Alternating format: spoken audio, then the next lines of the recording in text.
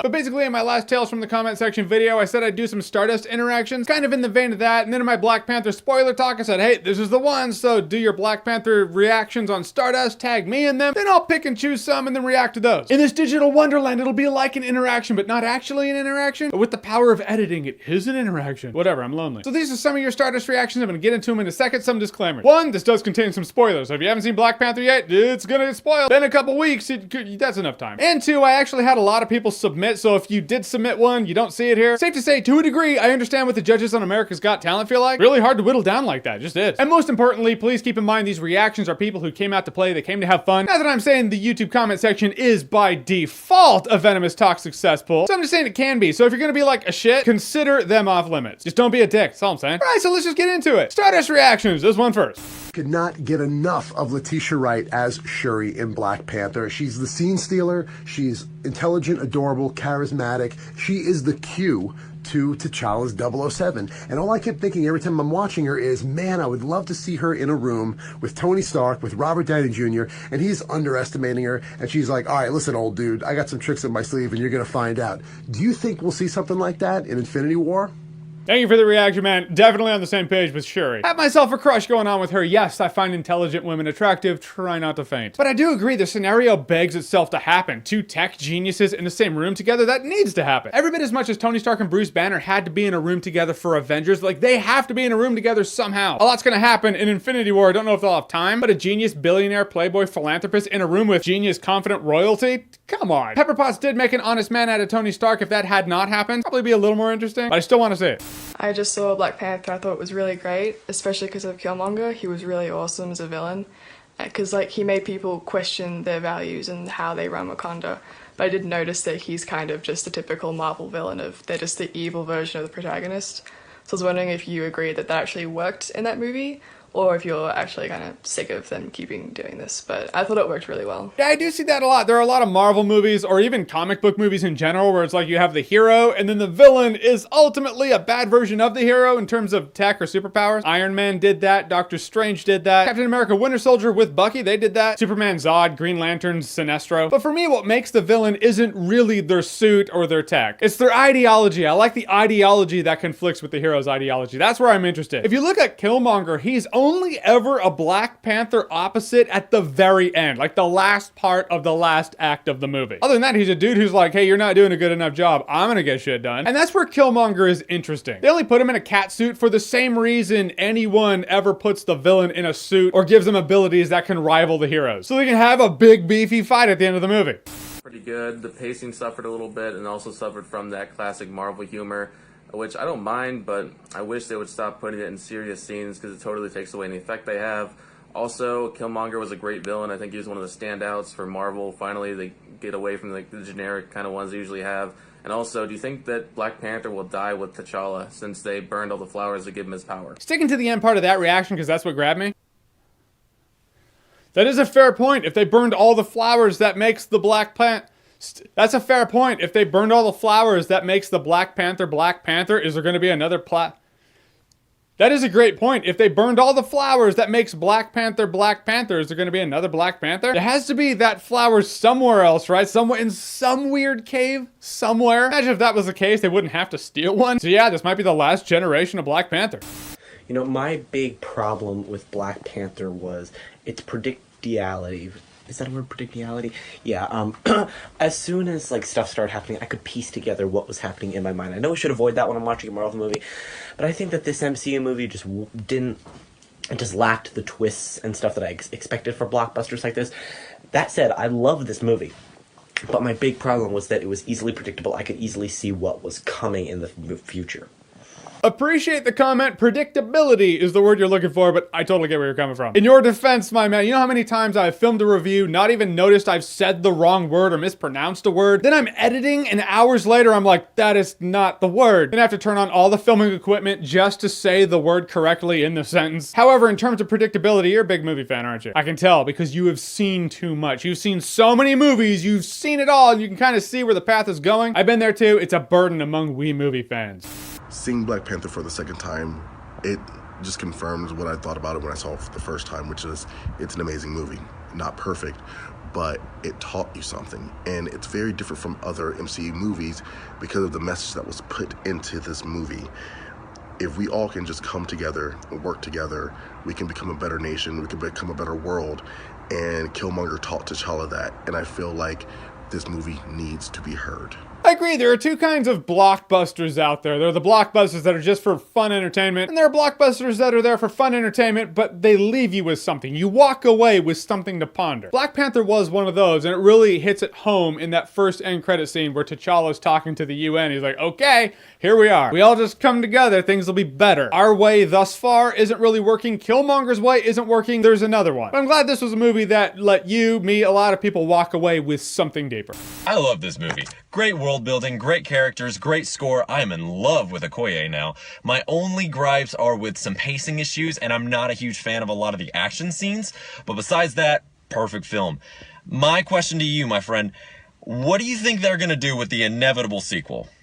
Love to catch a movie with you sometime, man. Just so you know, watching a movie with me is the most boring experience ever. When I watch a movie, I just pay attention to the movie. I don't talk in the movie. I barely make any sounds in the movie. I will laugh. So you might as well watch a movie next to an empty chair. I'm just saying it's the same effect. What are they going to do for the sequel? That's a good question. Well, the sequel should springboard off of what the previous movie established, where the previous movie left off. Only thing is there is Infinity War in between there, so are they going to springboard off of where Infinity War was, or are they going to springboard off of where this was? Either case, it should have something to do with opening their country to the rest of the world, the truth of their country to the rest of the world. I feel like inevitably the governments of the world will want to weaponize the Wakandan tech. They're gonna be like, Loki invaded, this Thanos guy was worse, we have to make better weapons. Well, how can we make better weapons? Look at that Wakanda place. Sure, we can weaponize their tech, then Wakanda's probably not going to want to, there's gonna be some conflict there. Really, that's what Iron Man did also. He was like, I am Iron Man. He came out of his Iron Man closet and everyone's like, okay, give us your tech. And he was like, no. Avengers did this. Like, Avengers established the fact that they were making weapons because of the incidents in Thor 1. Like, oh, gods are real. I guess we have to make better weapons. That's actually what Vulture was doing in Spider-Man Homecoming also. Making weapons out of new tech. So really, the weaponization of tech has been a theme. It's been the theme among the Marvel Cinematic Universe since it started. It's actually been a theme in cinema forever. If you've seen 2001: A Space Odyssey, the first 20 minutes of that movie illustrates that. When early man found technology, they weaponized said technology. So I can see it going that route, which usually when I theorize about movies and shows, never goes that way, so it probably won't.